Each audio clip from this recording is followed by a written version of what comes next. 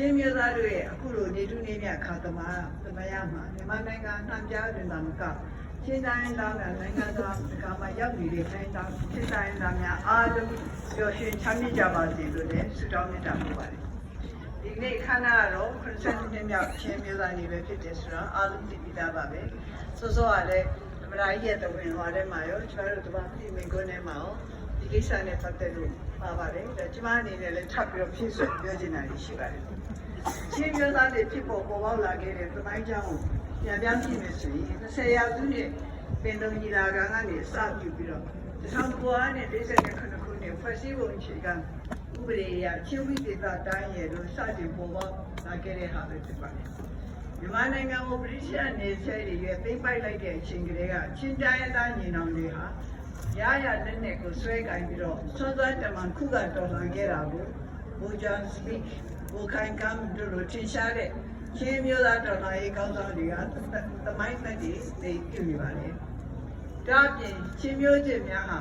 တို့ဗမာစီယုံနဲ့ပူးပေါင်းပြီးသခင်ဘွဲ့ခံယူပြီးတော့နေကျက်လက်အောက်ကနေလွတ်လပ်ရေးပြန်လည်ရယူဖို့အတွက်နိုင်ငံရေးလှုပ်ရှားမှုတွေဆောင်ရွက်ခဲ့ကြတာကိုလည်းအားလုံးသိပြီးသားဖြစ်မှာပါ။ချင်းမျိုးသားတွေဟာ1948ခုနှစ်ဖေဖော်ဝါရီလ12ရက်နေ့ကရှမ်းပြည်နယ်ပြည်ပင်လုံမြို့မှာကျင်းပတဲ့တောင်တန်းနဲ့ပြည်မသွေးစည်းညီညွတ်ရေးညီလာခံမှာလည်းတက်ရောက်လာခဲ့ပြီးတော့ပင်လုံစာချုပ်မှာချင်းမျိုးသားကိုယ်စားလှယ်ကြီးများဖြစ်ကြတဲ့ဦးလုံးမုံဦးထောင်စာခုတ်ဦးကီယိုမန်တို့ကတက်တေပြုပါဝင်ပြီးလက်မှတ်ရေးထိုးခဲ့ကြပါတယ်ချင်းဗမာချက်ပြည်ရေးညီလာခံကိုလည်း1949ခုနှစ်မတ်လ3ရက်နေ့ကနေပြီးတော့မတ်လ9ရက်နေ့အထိမကွေးတိုင်းဒေသကြီးချီလေးမြို့မှာကျင်းပခဲ့ပါတယ်လွတ်လပ်ရေးရပြည်တဲ့နောက်ချင်းဝိဒေသတိုင်းလုံးဆိုင်ရာညီလာခံကြီးကို1948ခုနှစ်ဖေဖော်ဝါရီလ19ရက်နေ့မှာ12ရက်နေ့အထိ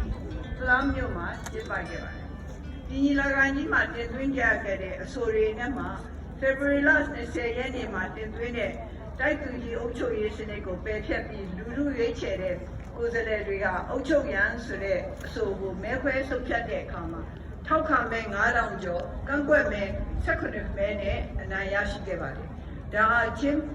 တိုင်းသားအများစုကဒီစနစ်ကိုလိုလားတယ်စနစ်သစ်ကိုလိုလားတယ်ဆိုတာကိုသက်သေထူတာပဲဖြစ်ပါတယ်။လွန်ခဲ့တဲ့နှစ်ပေါင်း82နှစ်ကနေဒီနေ့လိုဖေဖော်ဝါရီလ20ရက်နေ့အချိန်ခါမှာဖလမ်းမြို့လူထုညီလာခံကြီးကနေဒီမိုကရေစီအုပ်ချုပ်ရေးစနစ်ကိုပြောင်းလဲကျင့်သုံးဖို့တခဲနဲ့ဆုံးဖြတ်ခဲ့တဲ့နေ့ဖြစ်တဲ့အတွက်လည်းနိုင်ငံရေးအရာရောသမိုင်းတောင်ဖို့အရာပါအနှစ်သာရပြေဝပြီးတော့တောင်ဖို့ကြီးမားလာပါတယ်ဒီလိုသမိုင်းကြောင့်နောက်ခံကိုကြီးလိုက်တာနဲ့ကျမတို့ရဲ့ချင်းတိုင်းသားတွေဟာ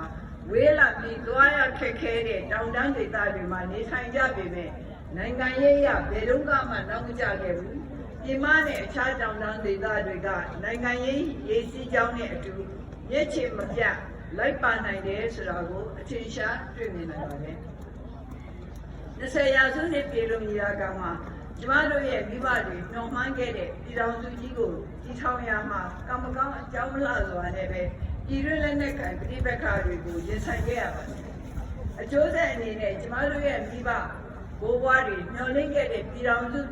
ဒီထောင်ရေးပန်းတိုင်ဟာလည်းဆုံးခန်းမတိုင်ခဲ့ပါဘူးကျမတို့မိဘဘိုးဘွားတွေမျှော်လင့်ခဲ့တဲ့ပြည်တော်စုအိမ်မက်ကိုဆက်လက်ဖြည့်ဆည်းနိုင်ဖို့ဒီကနေ့21ရာစုခေတ်မှာကျမတို့အစိုးရအနေနဲ့21ရာစုပင်လုံညီလာခံကိုခေါ်ယူကျင်းပနေပါတယ်။မပြီးဆုံးသေးတဲ့ပြည်တော်စုတည်ဆောက်ရေးခရီးလမ်းကိုကျမတို့အချိန်ခါမှာဆက်လက်ရှောင်လန်းနေတာပဲဖြစ်ပါတယ်။ပြည်တော်စုငြိမ်းချမ်းရေးညီလာခံ21ရာစုနဲ့ရာစုပင်လုံအစည်းအဝေးတွေချင်းတိုင်းသားကိုယ်စားလှယ်တွေဟာပြည်တော်စုကြီးရဲ့ကောင်းကျိုးကိုရည်ရွယ်ပြီးတော့တက်ကြွပါဝင်ကြိုးပမ်းနဲ့ရှိကြတဲ့အတွက်လည်းများစွာဝန်းမြောက်မိပါတယ်ကျေးဇူးလည်းတင်ပါတယ်ချင်းတိုင်းသားအများစုနေထိုင်တဲ့ချင်းပြည်နယ်ဟာပထဝီနေထားအရအခွင့်မသာမှုကြောင့်လူမှုစီးပွားရေး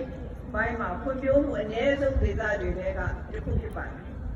ဖွံ့ဖြိုးတဲ့နိုင်ငံတစ်ခုဖြစ်တဲ့ကျမတို့ရဲ့နိုင်ငံထဲမှာအကြောင်းကြောင့်ဖွံ့ဖြိုးမှုအနည်းဆုံးဒေသဖြစ်ရတာဟာအင်မတန်မှစိတ်မကောင်းကြရပဲဖြစ်ပါတယ်။ဒါကြောင့်လည်းကျမတို့အစိုးရလက်ထက်မှာချင်းပြည်နယ်ကိုဦးစားပေးဖွံ့ဖြိုးရေးပြည်နယ်အဖြစ်သတ်မှတ်ပြီးဘက်စုံတောင်းစုံကနေဖြည့်ဆည်းဆောင်ရွက်ပေးခဲ့တာဖြစ်ပါတယ်။